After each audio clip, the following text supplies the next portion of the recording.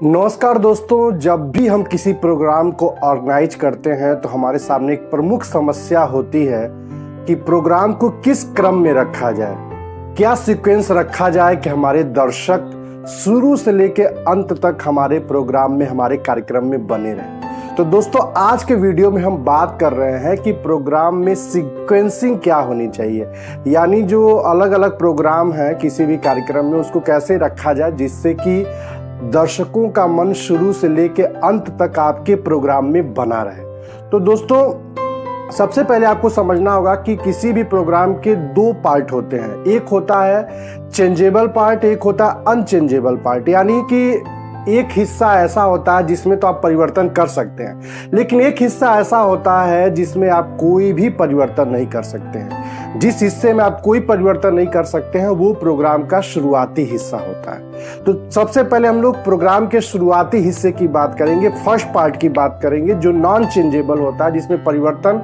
करना कतई उचित नहीं होता है।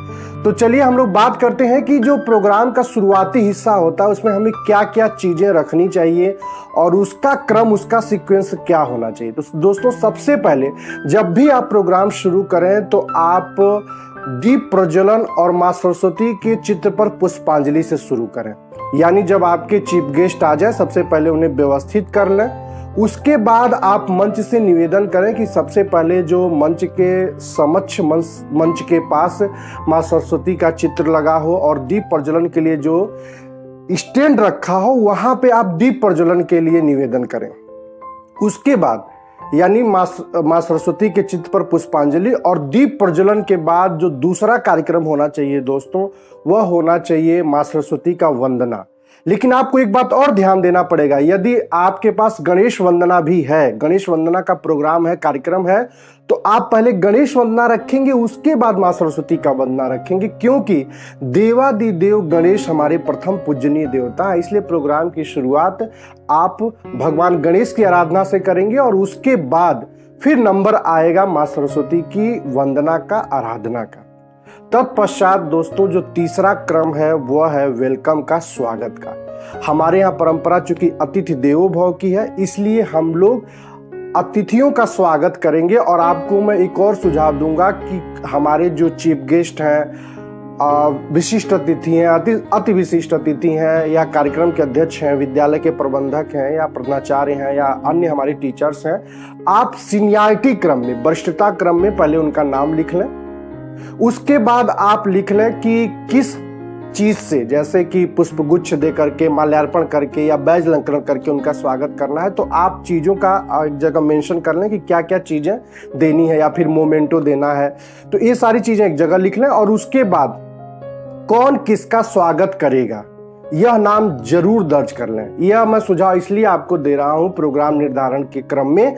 होता क्या है कि जब स्वागत का क्रम आता है तो फिर आपको बारी बारी से चेहरे देखने पड़ते हैं, या जो वहां पे कार्यक्रम के व्यवस्थापक होते हैं उनसे नाम पूछना पड़ता है, या उनसे पूछना पड़ता है कि कौन किसका करेगा। तो उससे कहीं ना कहीं प्रोग्राम में व्यवधान उत्पन्न होता है। इसलिए आपको पहले ही यह क्रम निर्धारित कर लेना चाहिए, पहले ही यह नाम ले लेना चाहिए, जिससे कि जब प्रोग्राम शुरू हो तो किसी प्रकार का व्यवधान प्रोग्राम में ना आए।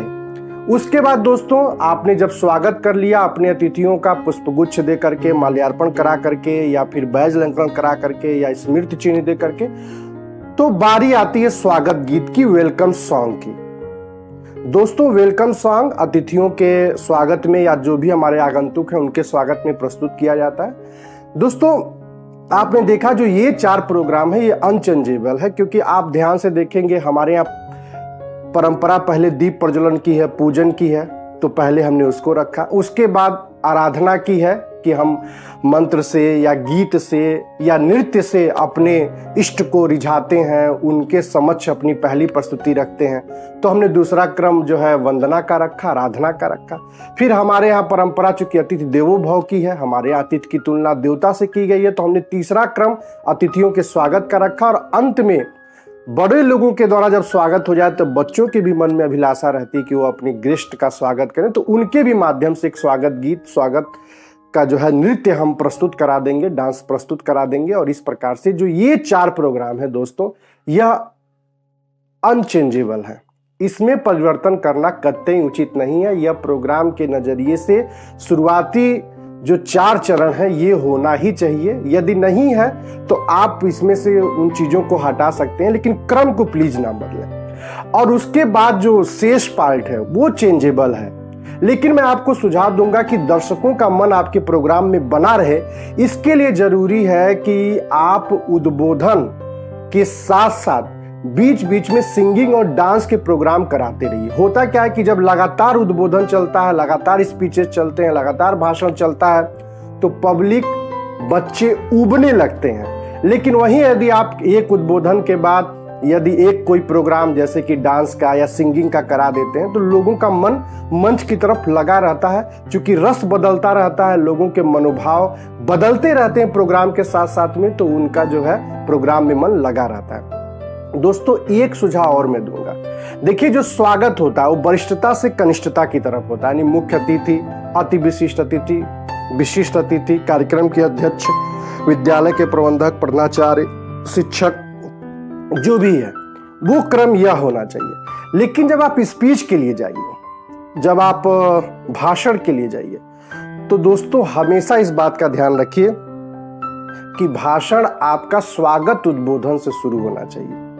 विद्यालय के द्वारा कोई स्वागत उद्बोधन सबसे पहले रखे, सभी अतिथियों का स्वागत। चूंकि आप एंकर हैं, संचालक हैं, तो आप तो नहीं कर सकते।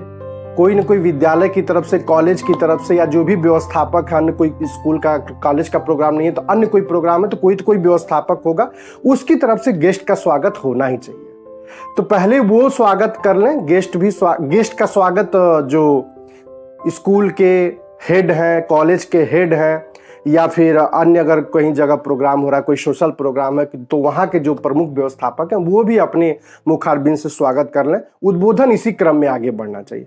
और उद्बोधन का जो क्रम है स्वागत का बिल्कुल उल्टा होता है। जैसे स्वागत आप वरिष्ठ से शुरू करते हैं, मुख्य अतिथि से शुरू करते हैं, लेकिन उद्बोधन का जो स्पीच का क्रम होता है वो नीचे से शुरू होता है।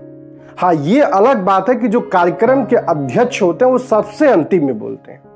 सबसे कार्यक्रम का जो अध्यक्ष होता है प्रायः वो वरिष्ठ व्यक्ति ही होता है, तो वो सबसे अंत में बोलता है और वही कार्यक्रम के समापन की घोषणा भी करता है। तो आप जो है जब सेकेंड पार्ट में आइए, जो चेंजेबल पार्ट है प्रोग्राम का, उसमें आप अपनी सुविधा के अनुसार से प्रोग्राम रख लीजिए। उसमें जो है आप बीच बीच में उद्बोधन भी रखिए और बच्चों के कार्यक्रम भी रखिए, इससे लोगों का मन भी बना रहेगा। तो दोस्तों, उम्मीद करते हैं कि प्रोग्राम के सीक्वेंस के लिए यह वीडियो मैंने आपको बनाया था, यह आपके लिए लाभदायक होगा। अगर आपको किसी प्रोग्राम के लिए स्क्रिप्ट चाहिए, यदि आपको किसी भी प्रोग्राम के लिए और तैयारियों से संबंधित कुछ सुझाव चाहिए, तो आप मुझे पर्सनली कांटेक्ट कर सकते हैं। आप अपना नंबर कमेंट बॉक्स में डाल दीजिए, मैं आपको कॉल कर लूँगा। आपको मैं स्क्रिप्ट भी अवेलेबल करा दूंगा, आपके पर्सनल व्हाट्सएप नंबर पर मैं स्क्रिप्ट भी भेज दूंगा। उम्मीद करता हूं कि आपको वीडियो अच्छा लगा होगा। कमेंट करके मुझे बताइएगा कि वीडियो आपको कैसा लगा। इसे लाइक कर लीजिएगा और ज़्यादा से ज़्यादा लोगों तक जरूर पहुंचाइएगा। मिलते हैं अगले वीडियो में। हाँ, अगर आप नए हैं तो चैनल को सब्सक्राइब करना भी मत भूलिएगा। मिलते हैं अगले वीडियो में, तब तक के लिए मुझे दीजिए इजाजत। नमस्कार, जय हिंद, जय भारत।